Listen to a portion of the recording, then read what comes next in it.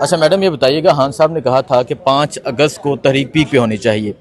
अभी 5 अगस्त बिल्कुल करीब है, क्या प्लान है तहरीक इंसाफ के पास 5 अगस्त का? क्या करने जा रही है तहरीक इंसाफ? बिस्मिल्लाहिर्रहमानिर्रहीम, इय्याका नअबुदु व इय्याका नस्तईन। हस्तैन, अगर हुक्म आ गया 5 अगस्त तो 5 अगस्त होगा, फिर नज़र भी आ जाएगा सबको इंशाअल्लाह ताला। अल्लाह खैर आफ़ियत रखेगा। देखिए, मैं हमेशा कहती हूँ, मेरे लीडर ने मुझे एक ही ट्रेनिंग दी है और वो ये है, मेरे हाथ में कोशिश है, मैं अपनी पूरी कोशिश करूँगी, कामयाबी मेरा रब इंशाअल्लाह देगा मुझे। प्लान क्या है मैडम? आप यहाँ मीटिंग्स कर रही हैं सारे रीजन्स के साथ, लेकिन प्लान क्या है? अभी तक किसी को प्लान की समझ नहीं आ रही कि 5 अगस्त को होगा क्या। देखिए, मेरी एक बात सुने, मैंने अभी भी ये अनाउंस भी किया था, हमारे प्रेसिडेंट्स जितने भी हैं पाकिस्तान के, सबकी मुलाकात हुई है सेंट्रल लीडरशिप से और हमने सब ने अपनी अपनी सिफारिशात के क्या होना चाहिए वो हमने उनके सामने रख दिया है। अब देखिए, मुझे तो जो कहेंगे मैं तो इम्प्लीमेंट कराना मेरा उसके अंदर है।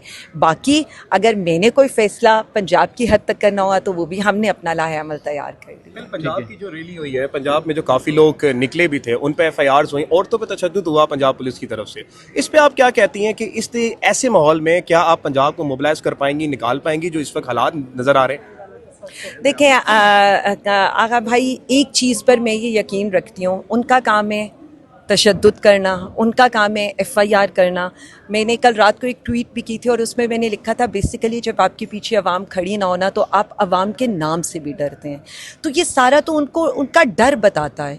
तो अब बात सिर्फ इतनी है कि क्या हमने डर डर के ही रहना है और इसी तरह से करना है। और आप ये देख लेना, कल हमारी जो रैलीज़ हैं वो क्या बता रही हैं, या कल देख लें, उससे पहले अभी जो परसों हमारा अभी एक मीटिंग थी तो वो जलसा बन जाता है। हमारी तो अभी जो मीटिंग्स हो रही हैं, हमें तो वहाँ लोगों को 3-3 हॉल्स खुलवाने पड़ रहे हैं, तो हमारे लोग पूरे नहीं हो रहे।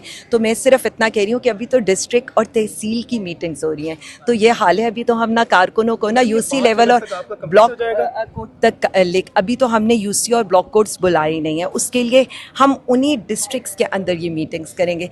देखिए, मेरे 3 रीजन्स ऑलमोस्ट कंप्लीट हो चुके हैं। एक रीजन की रह गई है टिकट होल्डर से मीटिंग और एक रीजन रह गया है जिसकी तंजीम और टिकट होल्डर की मीटिंग है। वो इंशाल्लाह ताला इसी हफ्ते में कंप्लीट हो जाएगा और उनको मोबिलाइजेशन प्लान ऑलरेडी दिया जा चुका है।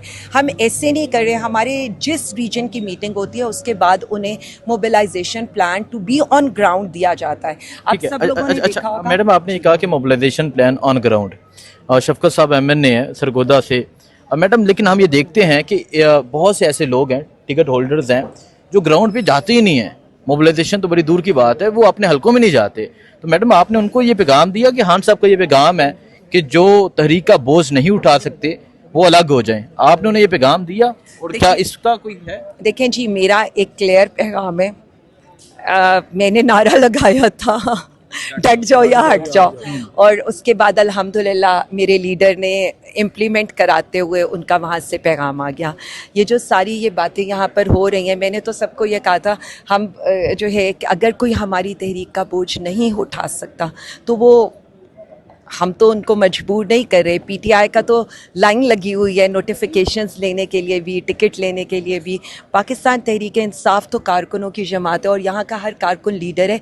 तो मैंने अभी पहले भी एक मीटिंग में कहा है, अब भी मैं यही कहती हूँ, मैं खान साहब की नुमाइंदा हूँ पंजाब में। जो खान साहब का हुक्म आएगा मैंने मनो अन उसको इम्प्लीमेंट। मैडम, खान साहब जब जेल से कोई भी पैगाम आता है, बाहर अडयाला मौजूद होते हैं, वो रूल ऑफ लॉ की बात करते हैं, वो कानून की हुक्मरानी, इन चीज़ों की बात करते हैं, वो अपनी रहाई की बात नहीं करते। रहाई किस तरह आप करेंगे? क्योंकि खान साहब तो नहीं कहते कि मेरी रहाई का ये प्लान है आपके पास। ये प्लान तो बाहर जो मौजूद लोग हैं उन्होंने ये बनाना है। देखिए, मैं सिर्फ इतना समझती हूँ कि यही फ़र्क हमें समझना चाहिए हमारे लीडर में और बाकी लीडरों में। यहाँ पर सूरत हाल ये है कि हमारा लीडर अपनी बात नहीं करता और वहाँ पर सूरत हाल ये थी कि अगले सिर्फ अपनी डील कर गए थे और बाकी सारी पार्टी को यहाँ पर छोड़ गए थे। डील करके 10 साल की जता चले गए थे और बाद में इसी तरह लंदन भाग गए थे और बाकी सारी पार्टी इधर ही थी। यही फ़र्क मैं बेसिकली बताना चाहती हूँ। वैसे तो ज़मीन आसमान का फ़र्क है, हमारा लीडर आसमान। उसके बाद मैं आपको बता दूँ, देखें, पहले दिन से मैं हमेशा एक बात करती हूँ, हम अदालतों में आते हैं सिर्फ इनकी तौकीर बढ़ाने, इन जजेस को ये कहने कि हम आपसे कोई रिलीफ नहीं, हम आपसे इंसाफ मांग रहे हैं। जो भी फैसला होना है ना, मैं अपने कारकुनों के लिए, वो फैसला सड़कों पर होना है, वो फैसला आपको बाहर निकल कर अपने लीडर के लिए करना है। और दूसरी जो आपने बात की है, हमारी जितनी इस वक्त मोबिलाइजेशन कैंपेन हो रही है उसका क्रक्स ही ये है कि अगर पाकिस्तान बचाना है तो वज़ीर आज़म इमरान खान साहब को लाना है। अगर मैं आपको पम्फलेट्स अपने दिखाऊं तो हमारे पम्फलेट्स हैं ही ये कि गरीब आवाम, अगर जो भी आपके साथ हो रहा है, वज़ीर आज़म खान साहब थे तो आपके साथ ये सब नहीं हो रहा था। सो चीज़ों को हमने बड़ी क्लैरिटी के साथ जो मोबिलाइजेशन प्लान तरतीब दिया है, बहुत शुक्रिया, वो इन्हीं वजहों से दिया है कि ताकि हम आगे के लिए चीज़ों को देख सकें। और आगे का मतलब बेसिक थीम वज़ीर आज़म इमरान खान और वज़ीर आज़म इमरान खान साहब की रिहाई अवाम के लिए क्यों क्या ज़रूरी है? ये जो एहतजाज होने जा रहा है ये पिछली मरतबाओं से मुख्तलिफ होगा? आपका जो 26 नवंबर गुजरा उसमें लोगों को गोलियां तक मारी गई। ये जो एहतजाज या कुछ भी आप करने जा रही हैं तो इसमें कारकुनों का क्या नुकसान होगा या नहीं, या फिर आपकी स्ट्रैटेजी पिछली एहतजाजों से मुख्तलिफ होगी? देखें, मेरी स्ट्रैटेजी तो हमेशा से एक ही रही है। अगर आप मेरे सारे एहतजाज देखें, 8 फरवरी देखें, 11 मई देखें, 23 मार्च देखें या कोई भी चीज़ देखें, हमने कहा ही ये आपका टिकट होल्डर, आपका ओहदेदार, आपका MNA MP आगे होगा, उसके पीछे आपके जो अवाम अगर जो आना चाहेंगे तो होंगे।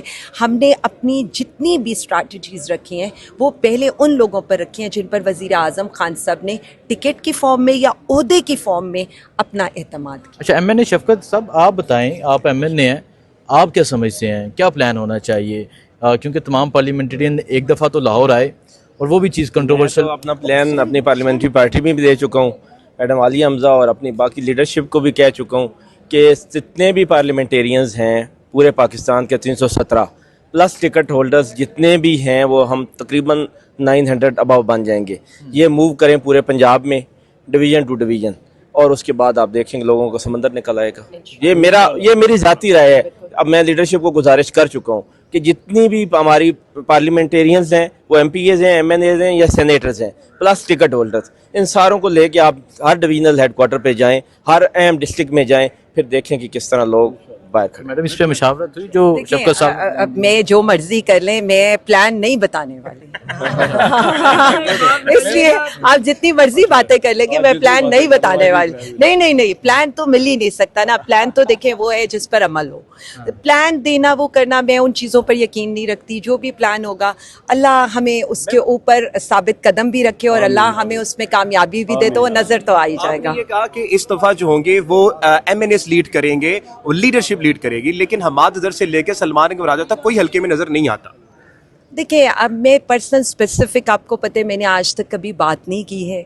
मैं सिर्फ इतना समझती हूँ कि ये टाइम है, सबको निकलना चाहिए और एक दफ़ा निकल कर जो भी आप कर सकते हैं वो कर लें। अलग अलग मार खाने से, अलग अलग तकलीफ़ें झेलने से बेहतर है इकट्ठे मार खा लें, इकट्ठे जेल चले जाएं, इकट्ठे। मैडम, सलमान अकरम राजा से याद आ गया, वो अडियाला के बाहर इंटरव्यू किया था, मैंने ही किया था, जब वो आप पे शदीद गुस्सा हुए थे, माफ़ी का मुतालबा किया था और बहुत सी उन्होंने बातें की थी। तो क्या रद्द-ए-अमल है? और आपसे उसके बाद आज मुलाकात आप हो पे रही है। गुस्सा निकलना चाहिए। ये आप असल मानों में आप ये मुझे याद करा रहे हैं। अच्छा हसनैन, वो मैंने हमेशा ये कहा है मेरी ज़ात बहुत पीछे रह गई है इस वक्त। मेरी ज़ात बहुत पीछे रह गई है इस वक्त। वज़ीर आज़म खान साहब की रिहाई का मामला है तो मुझे अभी अपने पंजाब को मोबिलाइज़ करना है और वज़ीर आज़म इमरान खान साहब की रिहाई के लिए कोशिशें करनी है। ये बातें अच्छे वक्तों में होंगी। फर्क नहीं पड़ता इन बातों से। ये देखें अच्छे वक्तों में होंगी ये बातें। इस वक्त देखें हमारा कारकुन इतनी मारें खा रहे हैं, हम सब इतनी तकलीफ़ें सह रहे हैं, हमारी आधी party on the verge of conviction है।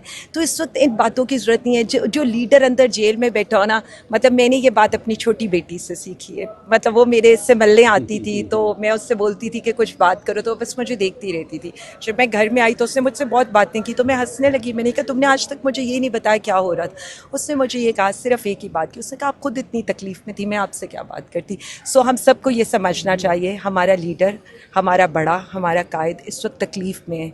इस वक्त अंदरून की बजाय जो बाहर के दुश्मन हैं उनका मुकाबला करें और एक दफ़ा मुत्तहिद होकर अपने लीडर की रिहाई को मुमकिन। अच्छा मैडम, आखिरी सवाल, बुशरा बीबी ने जब 24 नवंबर की फ़ाइनल कॉल होनी थी उससे पहले तमाम पार्लियामेंटेरियन को बुलाया और एक पैगाम दिया था कि जो नहीं निकलेगा उसे पार्टी से फारिग कर दिया जाएगा, लेकिन ऐसा नहीं हुआ।